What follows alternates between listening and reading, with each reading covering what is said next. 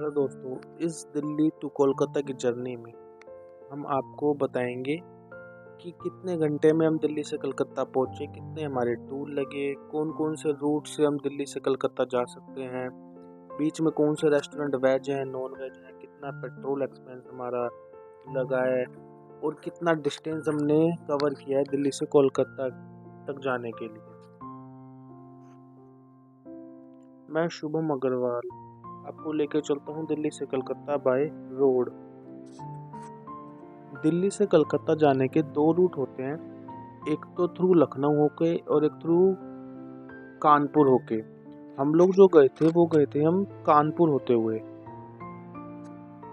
दिल्ली द्वारका से हमने अपनी जर्नी स्टार्ट की थी और हमने अपना फर्स्ट स्टॉप लिया था आगरा में। आगरा से हमने आगरा टू कलकत्ता फ्लाईओवर पकड़ा जो कानपुर होते हुए हमको कलकत्ता पहुंचाता है। बीच में कई सारी स्टेटें पड़ती हैं, जैसे दिल्ली से अगर हम देखें तो सबसे पहले पड़ता है हरियाणा, उसके बाद आता है यूपी, उसके बाद आता है बिहार, फिर झारखंड, उसके बाद कलकत्ता। दिल्ली से कलकत्ता के रूट में हमारे को दो बड़े ज्योतिर्लिंग के दर्शन भी होते हैं। एक ज्योतिर्लिंग पड़ता है हमारा काशी विश्वनाथ जो बनारस में पड़ता है। बनारस यूपी और बिहार के बॉर्डर पे पड़ता है। जो दूसरा ज्योतिर्लिंग है वो पड़ता है हमारा झारखंड धनबाद में, जिसका नाम है बैद्यनाथ। धनबाद से कोलकाता की दूरी सिर्फ 400 किलोमीटर की रहती है। अगर आप दिल्ली से कोलकाता बाय रोड जा रहे हैं तो इन दो बड़े ज्योतिर्लिंग के दर्शन जरूर करें।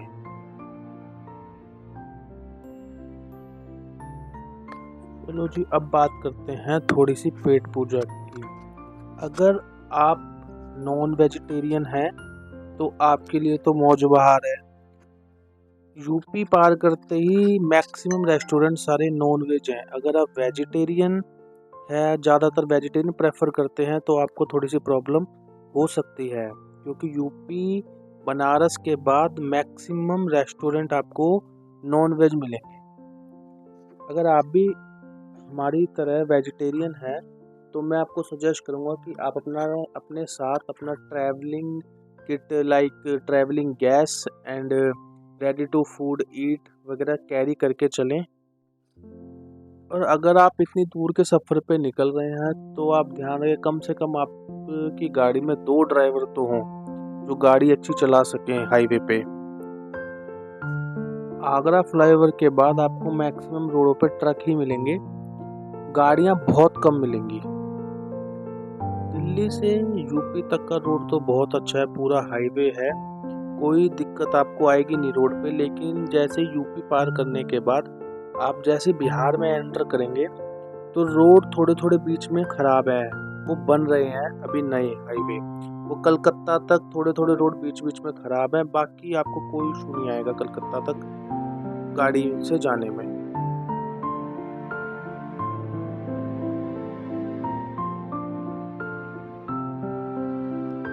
अब हम टूल और पेट्रोल की बात करते हैं तो दिल्ली से हमारा जो टूल लगा है कलकत्ता तक का वो अप्रोक्स 2600 रुपये लगा वन साइड का। जो हमारा पेट्रोल का खर्चा आया है वो अप्रोक्स आया है 16,000 के आसपास हमारा पेट्रोल लगा आने जाने को मिला के सारा, जिसमें हमने कलकत्ता भी घूमा और हम कलकत्ता से गंगा सागर भी गए थे। सिर्फ टूल एंड पेट्रोल का खर्चा अगर हम मिलाएं तो अप्रोक्स 22,000 के आसपास हमारा टूल का खर्चा और हमारा पेट्रोल का खर्चा लगा, टोटल दिल्ली से कलकत्ता आने और जाने का।